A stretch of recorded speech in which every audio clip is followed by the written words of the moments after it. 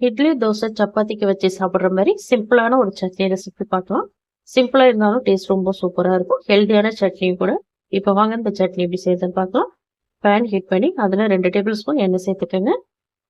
1 1/2 teaspoon கடலைப்பருப்பு சேர்த்துக்கோங்க. 1 1/2 teaspoon உளுத்தம் பருப்பு சேர்த்துக்கோங்க.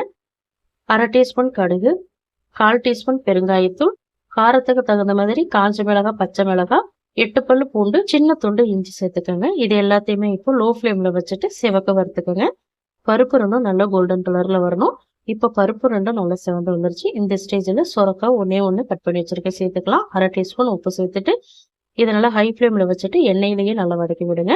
நான் சொரக்காய் ரொம்ப சின்ன சைஸ்ல தான் எடுத்திருக்கேன்.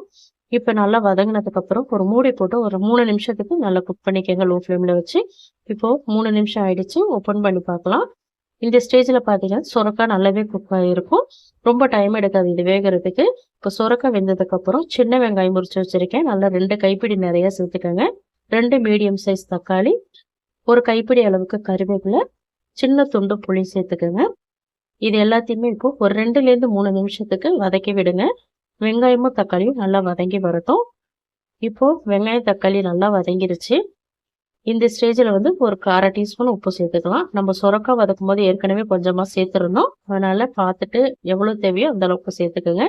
இப்போ உப்பு சேர்த்து ஒரு தடவை நல்லா மிக்ஸ் பண்ணிட்டு ஆற வச்சுட்டு கொஞ்சமாக தண்ணி சேர்த்து அரைச்சிட்டு வந்துடுங்க. தாளிக்கிறதுக்கு பேன் ஹீட் பண்ணி 2 டேபிள் ஸ்பூன் எண்ணெய், 1 டீஸ்பூன் கடுகு, 3 காஞ்ச மிளகாய், 1 கொத்து கருவேப்பிலை சேர்த்து பொரிய விட்டு நம்ம அரைச்சி வச்சிருக்கிற சட்னியை இதில் சேர்த்துக்கலாம். சட்னியை சேர்த்துட்டு கொஞ்சமாக தண்ணி சேர்த்துக்கோங்க. ஏன்னா சட்னி வந்து ரொம்ப திக்காக இருக்கிறதுனால கொஞ்சமாக தண்ணி சேர்த்துருக்கேன். தண்ணி சேர்த்துட்டு இதை நல்லா கலந்து விட்டு ஒரு கொதி வந்ததும் ஸ்டவ் ஆஃப் பண்ணி இறக்குனீங்க அப்படின்னா அட்டகாசமான சுவையில் சட்னி ரெடி. கண்டிப்பாக ட்ரை பண்ணி பாருங்கள். இட்லி, தோசை, சப்பாத்திக்கெல்லாம் வேறு லெவலில் இருக்கும். கண்டிப்பாக இந்த சட்னி ட்ரை பண்ணி பாருங்கள். மறக்காமல் நம்ம சேனலை சப்ஸ்கிரைப் பண்ணிக்கோங்க.